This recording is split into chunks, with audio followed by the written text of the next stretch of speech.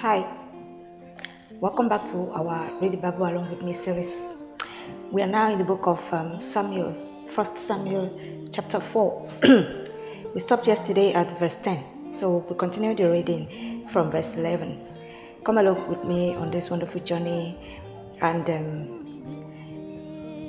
I would implore you to please subscribe to our YouTube channel so you can keep abreast of the videos as they drop, because this is a daily series, a daily program, and our target is to finish reading the Bible, the whole of it, in under a year. And we thank God that the journey has been going smoothly so far. So please kindly join us so that we can all, this is more like a case of motivating yourself to do something that you've always put off. So it's going to motivate you, and it's going to help you also to have a sense of accomplishment at the end of it all. So kindly join us every day by subscribing to our YouTube channel or by following us on our TikTok. Thank you, and God bless you. 1 Samuel chapter 4, verse 11. And the ark of God was taken, and the two sons of Eli, Hophni and Phinehas, were slain.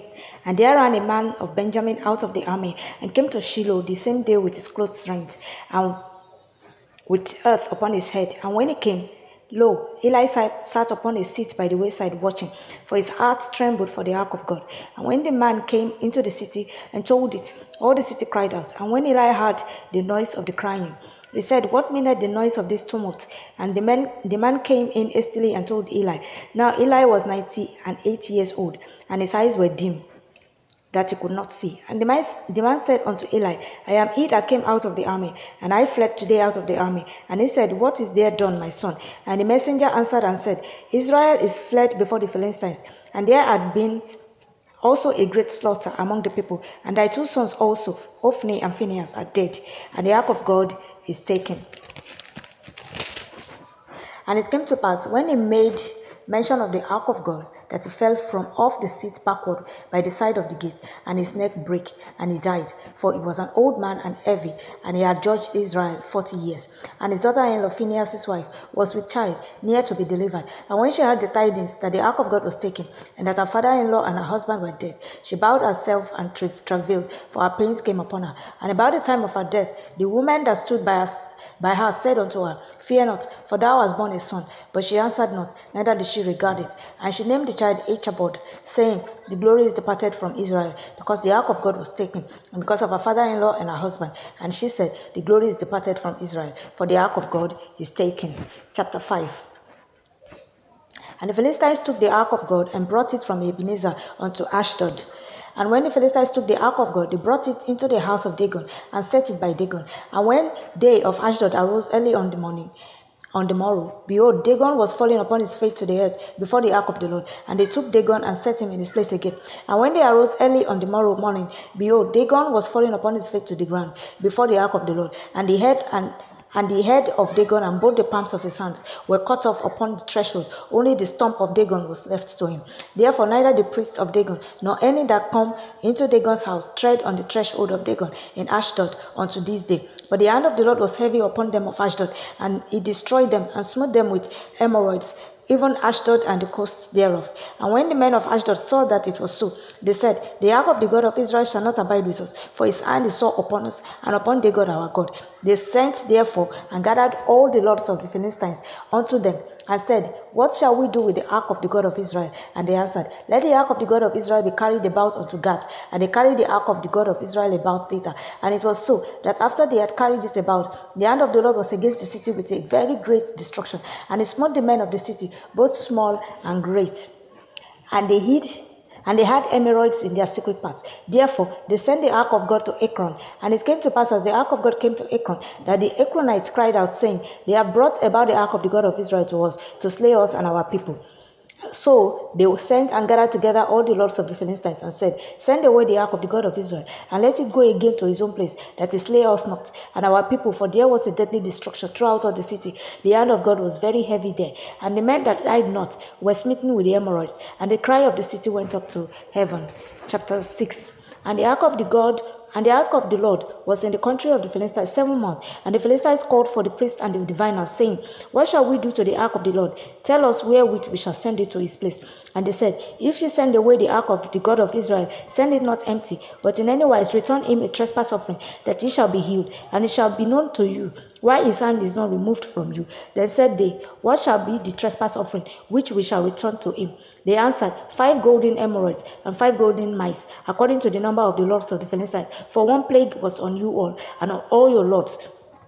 Wherefore ye shall make images of your emeralds and images of your mice that mark the land, and ye shall give glory unto the God of Israel. Peradventure he will lighten his hand from off you, and from off your gods, and from off your land. Wherefore then do ye harden your heart as the Egyptians, and Pharaoh hardened their hearts when he had wrought wonderfully among them?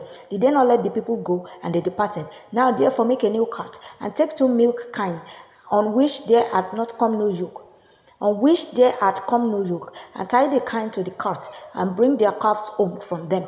And take the ark of the Lord, and lay it upon the cart, and put the jewels of gold, which you return him for a trespass offering, in a coffer by the side thereof, and send it away, that it may go. And see, if it goeth up by the way of his own coast to Beth Shemesh, then he hath done us great evil. But if not, then we shall know that it is not his hand that smote us. It was a chance that happened to us. And the men did so, and took 2 milk kine, and tied them to the cart, and shut up their calves at home. And they laid the ark of the Lord upon the cart, and the coffer with the mice of gold, and the images of their emeralds. And the kine took the straight way to the way of Beth Shemesh, and went along the highway, lowing as they went, and turned not aside to the right hand or to the left.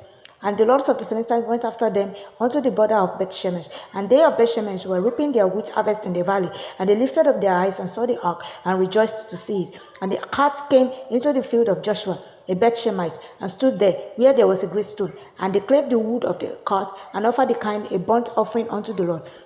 And the Levites took down the ark of the Lord, and the coffer that was with it, wherein the jewels of God were, and put them on the great stone. And the men of Beth Shemesh offered burnt offerings and sacrifices the same day unto the Lord. And when the 5 lords of the Philistines had seen it, they returned to Ekron the same day. And these are the golden emeralds, which the Philistines returned for a trespass offering unto the Lord: for Ashdod 1, for Gaza 1, for Ashkelon 1, for Gath 1, for Ekron 1. And the golden mice, according to the number of all the cities of the Philistines belonging to the 5 lords, both of fenced cities and of country villages, even unto the great stone of Abel, whereon they sat down the ark of the Lord, which stone remaineth unto this day in the field of Joshua the Bethshemite. And he smote the men of Bethshemesh, because they had looked into the ark of the Lord. Even he smote of the people 50,000 and 60 men. And the people lamented, because the Lord has smitten many of the people with a great slaughter. And the men of Bethshemesh said, Who is able to stand before this holy Lord God? And to whom shall he go up from us? And they sent messengers to the inhabitants of Kirjath-jearim, saying,